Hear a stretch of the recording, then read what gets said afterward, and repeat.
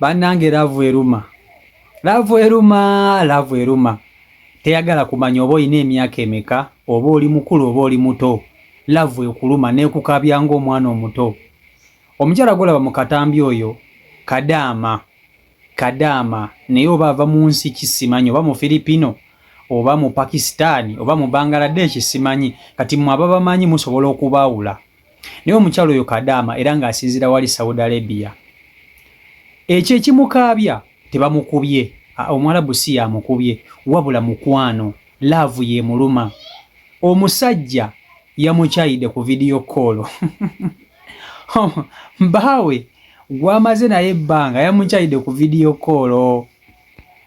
Mukazi watondooza bwe yali ava mu nsi gye yali abeeramu ng'ajja Saudi Arabia okukola, yali alina omwami we era nga yalekayo omwami we mweyo ensi. Kakati babadde ndowooza boogerezeganya. Munnange olunaku lwabadde lwajjo babadde boogera ng'omwami amukubira video call. Ng'omwami mu kumukubira video call ng'omwami ayina n'omukazi mu buliri. Okitegeera, omwami ng'ayina omukyala mu buliri. N'akubira omukyala ono n'amugamba nnyabo ebyange naawe kalaasi bikomye. Mukazi watu yakaabya amaziga. Omulaba nti atuludde n'essebo yakaabye ng'ekyana ekito, omukwano guluma. Ate abasajja bajooga kye kimu. Omusajja wa Uganda engeri gy'ajoogamu, n'omuzungu wajja okujooga, n'owewaayi wajja okujooga. Kati njagala otunula omukyalo ono kye bamukoze. Omanyi kye kitegeeza omusajja okukubira essimu n'akukyawa naye nga ne mu buliri ayinamu omukazi omulala. Omanyi kye kitegeeza eri ejjooga olimanyi? Kankutuuse kakatambi kalo naawe okerabireko. Video gimpereka like. Naye abamanyi eggwanga lyo n'omukyala mutubuulire ono omukyala ava mu ggwanga ki? Video yiyi. Habibti kalas habibti kabla kalas awe sirika ko kalas omusajja jafuna mulala baba kuchaye sirika amalako sirika munange webityo bambi yakuchaye kalas habibti kalas kwa mukate kwa kaba no toka wajafuna omusajja omulala habibti kalas habibti kabla kalas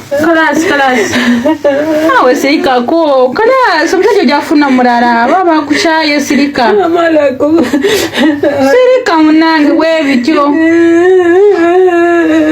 bambi yakuchaye kalas habibti kalas kwa mukate kwa kaba no toka wajafuna omusajja omulala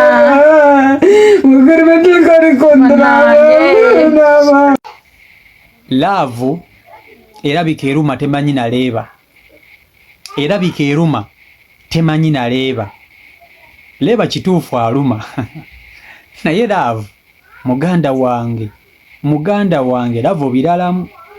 Naye abasajja mususse okujooga abakazi. Abasajja oba kiki mubutuufu tususse okujooga abakazi. Mazima ddala okubira otya mukazi wo n'omukyayira ku video call, kale tekyandibadde na buzibu. Ne n'omukyawa mu ngeri esinga okubeera eswaza. Okitegeera, okubidde omuntu olina omukazi mu buliri. Okitegeera, saba omusajja yabadde ayina ensolo endala mu buliri, n'akubira omukazi nga yenna talina mu ssaati, ndowooza nga eri bava na kukyetuusaako, bava na kukyekola. N'akubira kikazi kyattu n'akigamba owaayi ebyange naawe nommo nkukyayi kalaasi. Kikazi kyattu nekisooka kikuba omulango ogw'omwanguka, kyakaabye okubula okwetta obusi. Si kiwa nti oba ekyo kyakoze n'emirimu olunaku olw'ejjo, kubanga munnange ebyo byo bikaba biringanga ki. Abamanyi eggwanga ly'omukazi ono gy'ava mutubuulire. Omukazi ono mulowooza wa ggwanga ki? Twagala kumanya wa ggwanga ki? Bannange abasajja oba kiki ennaku zino oba kiki? Kiki kye mutambuza? Si Munnayuganda, si Muzungu, si mu Bangladesh, si mu Pakistan. Omusajja akujooga ng'ow'omu nsi endala bw'akujooga. akujoga ngo wense ndala wa kujoga kikazi kyatu bakanye kukigamba banange sirika banange ojja kufuna omusajja banange nzono ba this is my job yogira lusu nesoko kitunulire kikazi kikulu kituludde mu myaka ekitone nnyo n'omukazi akali myaka nga 4 mwegi 48 naye nga ayagala omusajja we ate bana abakazi we baagala baba baagadde mulimu omukazi akwagala nabanga mubutuufu akwagadde ng'akwagale n'obulamu bwe bwonna n'akwemalirayo naye gwe sebandeke n'olyoka omujolonga n'omuyisaamu amaaso n'abanga ekisiimula bwati n'abanga ekisassalala naye nga bambi abakazi beerekereza bingi okuba nti batwagala okitegera ekintu ekyo najja n'agumira obwavu bwo n'agumira empisa zembi n'agumira obwenzi bwo n'agumira okubutamulekera sente z'akameeza zimala n'atetenkanya ng'omukazi okitegera n'agamba nayo manyi kangume kansooka enjira nga nguma tomanyi omwami ono ayinza okukyusa mu maaso awo ne gwe ssebo ssenkaggale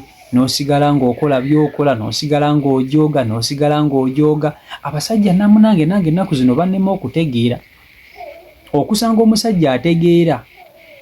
omusajja ategeera mukazi we ayagala mukazi we ebyensusso gye bali tuli bangi kuba nze ndi omu ku bo ate nga tuli batono abasajja abaagala abantu baffe tuli batono naye nga gye bali naye era tubalira ku ngalo abasajja abamu oba mbayite biki boyikyodi mulimbamu mmwe ku bakazi bammwe ebitiibwa ekisooka omukazi wabeera ku kyeyo oba oyagala akuwe ku ssente nga yakuleka e Uganda bw'akumma ssente nawe lufuuka lutalo okyegera ekintu ekyo kyokka ate we musigala e Uganda obwenzi mubufuula mmere mubukyusa nga ngoye so baboyikyayodi mweddeko mususa okulumya abaana babandi emitima okitegeera nammwe abakazi mwagale babbaaba mmwe nammwe abasajja kiba kisusse mukazi munnammwe wuuyo mumusaasire bannange mumuwe ku magezi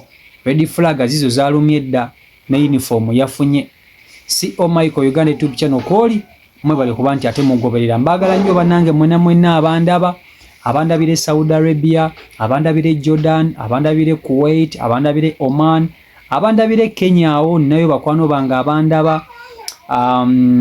abandabira buli nsi yonna Dubai mwenna mbatumirako abandabire Iraq nammwe mbatumirako mbagala nnyo mwe bali kuba nti ate mulaba si Michael Uganda YouTube channel koli mubere bulungi mweraba Allahumma lak. Assalamu alaikum wa rahmatullah. Abaddu ba Allah n'abazaana be abasiraamu n'abatali basiraamu mbazigirira omuddu wa Allah Kakensa Professor mu kulombeddwa ku buli nsonga zonna ono si mulala ye Haji Muksakare Subhanallah ono alumbeddwa ezitebenkeza obufumbo edduwa ezikuwa obwenkanya nga wanyagibwako ebibyo oba nga waferebwa edduwa ezigulawo enzigi erimu abaagala ogenda ku byeyo n'obeyuka mu nsi eno mwe abali ku byeyo abaagala empapula z'obutuuze edduwa weziri edduwa ku ndwadde edduwa ezikuuma ekintu kyo edduwa ezikuba abalabe edduwa ezikuba abalogo edduwa ezikuba abasezi edduwa maama nnyabo mmenye kindeke ki na buli dduwa yonna gye baweetaze ate nno ku buli nsonga nkimanyi omwetaaga mukubire ku 0778 92